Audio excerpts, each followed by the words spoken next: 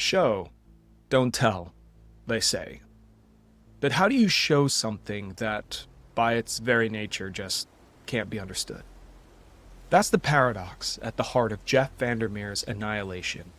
It's a book that refuses to play by the usual rules of world building. Instead of immersion and coherence, it offers disorientation. It obscures your sense of place and creates a sense of unease. But it's the absence of coherent world building that makes this work so worth studying for world builders. I'm James from the Worldcraft Club, and today we're going to break down how Annihilation builds, or maybe unbuilds, its world, and what lessons we can take as creators.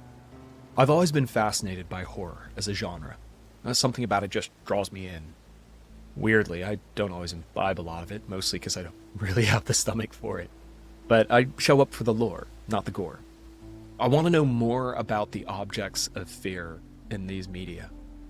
What fascinates me is how it taps into something primal, right? Like fear. That gut-level warning system that says, don't go in there, or look behind you, or there's something watching me just out of my eye line. Cosmic horror thrives on this tension between our advanced cognition and our lizard brain. We try to understand, we seek to understand, but cannot. The comprehension just slips away, like trying to grab smoke. Now that distortion, that discomfort, is the genre's lifeblood. The book follows the 12th expedition into a mysterious place referred to only as Area X. It's surrounded by some kind of barrier, and the participants of the expedition must enter into some form of hypnosis in order to cross it. They never see it themselves. Within Area X, there's a lighthouse, a town swallowed by wilderness at the confluence of a saltwater marsh and temperate forest. The Southern Reach, a shady organization that had organized the previous expeditions, had found that their expeditions frequently ended in tragedy.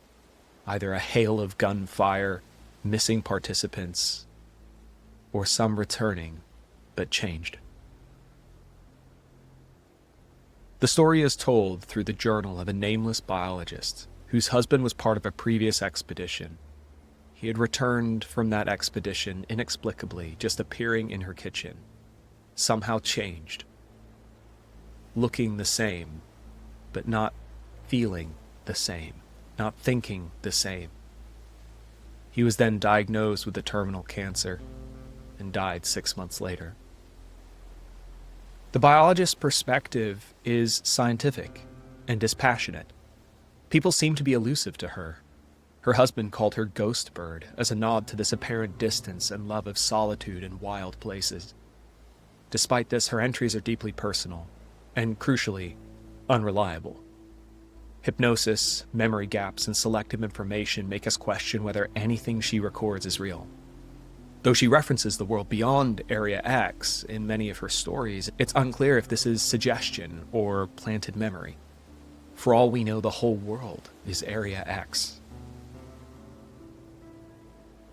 Within Area X, there are two structures that dominate the narrative. One, man-made, the other, maybe less so. There is a staircase that descends underground that appears to be part of a larger structure. The biologist refers to it only as the tower, though tunnel would seem to make more sense. She can't seem to get away from the idea that the thing is a tower. Within, it has a continuous heartbeat, and the walls appear to be made of flesh and inscribed with a sort of living fungal scripture with elusive, maddening statements that make little sense, but appear to have the sort of poetic cadence you would expect to read in biblical scripture. The lighthouse, the man-made structure, is ruined and filled with journals, fortifications, and evidence of failed expeditions and violent encounters. Both are places of revelation and distortion. They anchor the unknowable in a physical form, but they never really yield clarity. Something is writing those words in the tower. A creature, the crawler. She begins with an anecdote, a story of when she was conducting grant-based research out in a remote place in tidal pools. One night, after imbibing a little too much alcohol, she had gone to wander around in the tidal pools to see if there were things that lived in there that did not wish to be seen. A sense that when she wasn't looking, and just simply the fact that no one was observing, would change what was happening in the pool. She encounters a bioluminescent starfish. World Ender is its colloquial name, and she calls it this, searching for food, slowly and insistently moving about in the tidal pool, eating anything it can find. She likens this to the experience of the crawler, when she finally witnesses it writing on the walls.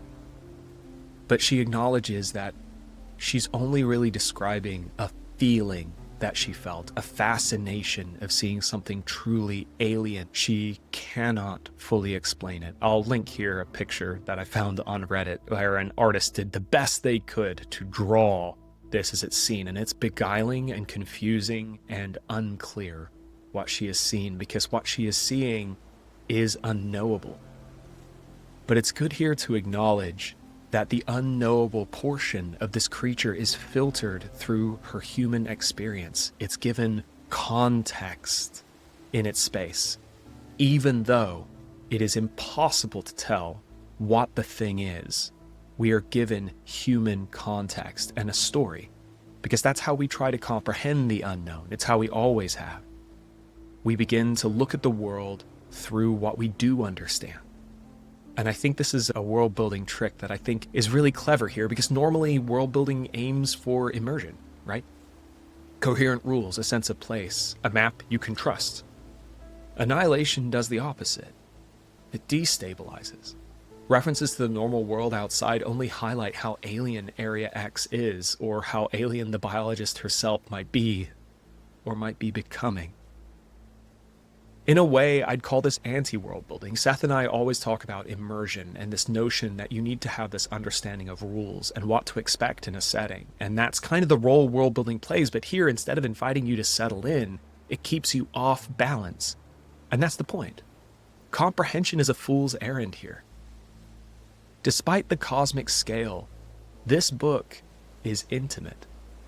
Through her journal, we learn the biologist's passions, her childhood pond ecosystem, her fascination with lonely places, her struggles with conventional jobs, and we never learn her name, but we know her deeply. This intimacy matters. It's her context, her lens, to understand the incomprehensible. The unknowable isn't described in objective terms, it's refracted through her memories, metaphors, and scientific curiosity. So what can we actually learn from this? What can we take from this analysis? Here's the goal. Don't explain the unknowable in your setting. Resist the urge to give it a Wikipedia entry where you simply say, this is an incomprehensible entity of unimaginable power. Don't bother with that. Contextualize it through your characters instead. Let them describe what they see in terms of their own experiences. This personalizes it for your reader, helps them to grasp at straws at understanding it, but also leaves a lack of clarity and a blurriness at the margins that make it difficult for them to follow it. This is effective, it's evocative, and I'd recommend trying it for your unknowable entities. Be sure to leave breadcrumbs, enough detail for readers to feel ownership, but never enough for them to resolve the mystery. Lastly, lean into discomfort. Sometimes the best world building isn't about coherence, it's about unease. It's about not being able to settle. The unknowable becomes compelling when it's drawn close, when we see it through human eyes struggling to make sense of it. To close, I'll leave you with a line from the biologist's journal. Our instruments are useless, our theories irrelevant. We are reduced to the core of observation, and even that betrays us.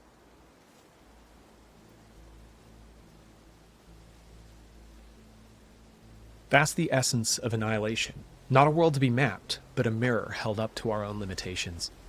Thank you for joining me on this dive into anti-world building. Drop a comment with the next book you'd like me to analyze. I'm always looking for more worlds to unravel. Also, definitely check out our Discord server if you want to have conversations like this with a lot of people who are fascinated by world building, as I'm sure you are. Be sure to like this video and subscribe if you enjoyed it and it was useful to you. It really helps the algorithm to find us and to help us know what kind of content you enjoy. Also, if you catch a moment, check out the World Builders Journal. It's a tool that we built that focuses on meaning-centered world building. It's a great tool we kickstarted a few years back, Seth and I, and we're really proud of it. So go ahead and check out the store. It's available at the bottom there in the show notes.